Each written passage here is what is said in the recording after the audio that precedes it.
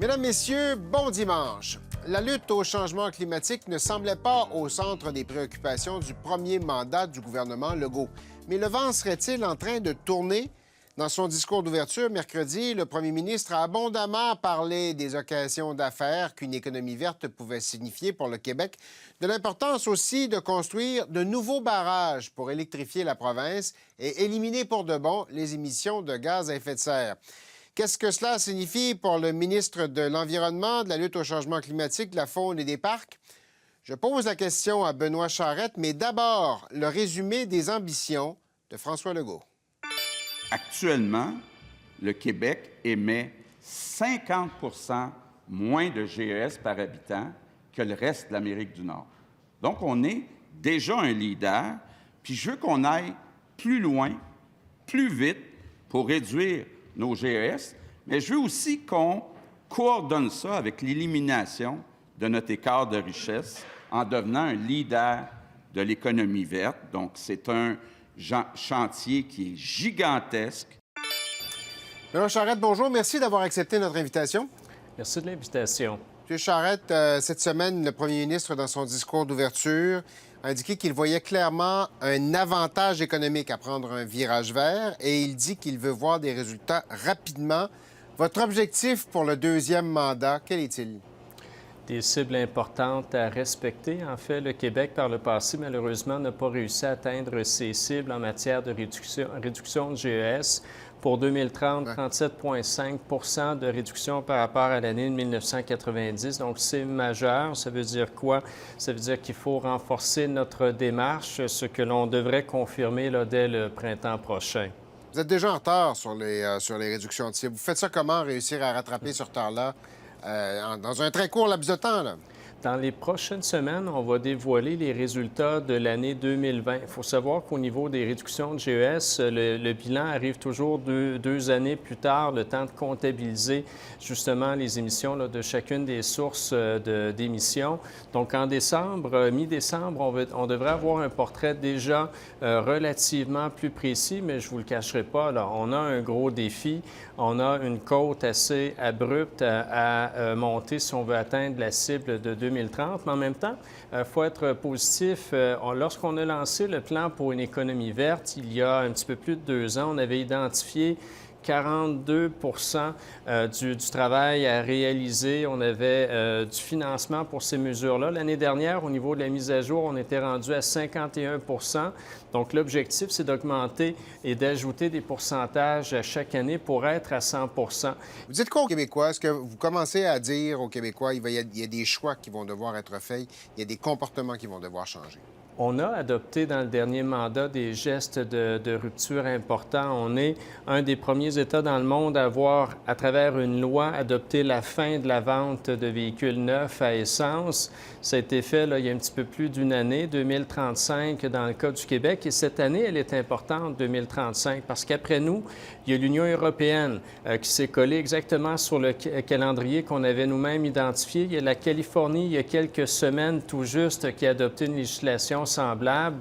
Donc, ce sont des gestes de rupture. On en a adopté d'autres au niveau des autobus scolaires. Dorénavant, les sociétés de transport scolaire, si elles veulent bénéficier du financement public, elles devront se doter de nouveaux véhicules 100 électriques. La même chose pour les sociétés de transport urbain. Donc, oui, ça commande des changements de comportement, tant au niveau des individus qu'au niveau de nos partenaires, autant organisationnels là, que de la société civile. Ce sont des mesures que vous avez déjà évoquées, que vous avez déjà annoncées. Est-ce qu'il y en aura d'autres? Est-ce qu'il doit y en avoir d'autres pour atteindre les objectifs? Oui, en fait, je vous parlais de la fin des années, la fin de la vente des véhicules à essence pour l'année 2035.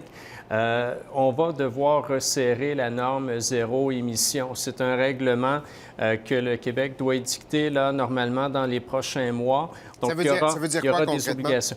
notamment pour les constructeurs, de rendre disponible davantage de véhicules électriques dans des délais raisonnables, parce qu'on le sait, pour certains modèles, actuellement, on peut attendre une année, sinon deux. Donc, la personne qui planifie son achat, elle peut penser à un véhicule électrique, mais une personne qui, malheureusement, par exemple, a un accident, la voiture est perte totale, doit la remplacer du jour au lendemain, c'est là où elle a très peu de chances de trouver aussi rapidement un véhicule qui soit électrique. Donc, il va y avoir davantage de contraintes pour les constructeurs, sous peine de pénalité, sous peine d'amende. Donc, il y a des objectifs auxquels doivent se coller les grands constructeurs. On a beaucoup parlé durant la campagne d'une potentielle... Le Québec solidaire parlait d'une taxe sur les véhicules plus polluants. Le ministère de l'Énergie a mené des études sur l'impact que pourrait avoir une taxe comme celle-là. Est-ce que c'est une voie qui va devoir être étudiée plus sérieusement, d'après vous? Comme le proposait Québec solidaire, c'est une fausse bonne idée. Je vous explique pourquoi. Québec solidaire proposait de pénaliser le choix des automobilistes. En partant, à mon sens, ce n'est pas une bonne idée parce qu'on a chacun des contraintes, on a chacun nos réalités, ne serait-ce qu'à travers les régions que l'on habite au Québec. Mais doublement mauvaise idée, c'est que souvent l'alternative n'est pas disponible. Donc, pénaliser quelqu'un qui achète un véhicule à essence parce que son équivalent électrique n'est pas disponible, c'est pour moi contre-productif. Mais est-ce qu'il y en a une formule qui pourrait être applicable, selon vous? Éventuellement, dans les prochaines années, on va avoir un défi. À partir du moment où on a plus de véhicules électriques sur nos routes, ce que ça veut dire, c'est moins de revenus de la taxe à essence. Et ces revenus-là servent à financer l'entretien de nos routes, servent à financer nos transports collectifs. Donc, c'est un défi qu'il faut anticiper. Il y a des juridictions qui sont allées vers le péage sur certaines routes. Est-ce que ça pourrait être une option?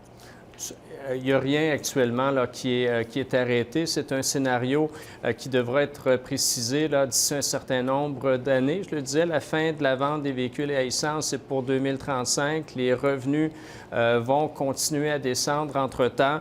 Donc, c'est des réflexions qui pourront avoir lieu très certainement en différents ministères, mais jamais on ne pénalisera un contribuable, une contribuable si l'alternative n'existe pas. Je vais vous entendre sur la COP 15 qui commence mercredi à Montréal. Le Québec est montré du doigt comme un mauvais élève au chapitre de la protection des espèces menacées. Le comité désigné pour s'occuper de ce dossier-là n'a pas été consulté par votre gouvernement depuis 5 ans. Ça envoie quoi comme message? Je peux vous parler d'une statistique qui m'inquiétait encore davantage. Le gouvernement n'a pas mis sa liste d'espèces menacées vulnérables à jour depuis 2009. Donc, ça fait plusieurs années. Sans tout vous révéler à ce moment-ci, je peux vous confirmer qu'il y aura de belles annonces dans le cadre de la COP 15 à ce sujet-là. Mais au niveau de la protection du patrimoine naturel, à l'échelle internationale, le Québec fait office de leader, littéralement. On avait une cible à atteindre pour 2020 au niveau des aires protégées et on est un des rares à avoir réussi à protéger 17 de notre territoire. Il y a un cadre mondial, normalement, qui devrait être négocié à travers cette COP-là. On va souhaiter qu'une entente internationale intervienne. Mais peu importe l'issue, et je pense que c'est le mot que je peux réitérer, peu importe l'issue de la négociation internationale, le Québec, au cours des prochains jours, des 2 prochaines semaines, prendra des engagements importants qui confirmeront que le Québec continue d'exercer un leadership très, très fort sur ces enjeux-là. Benoît Charette, ministre québécois de la lutte contre les changements climatiques, de la faune et des parcs, merci d'avoir été des nôtres. Un plaisir, une belle fin de journée à vous.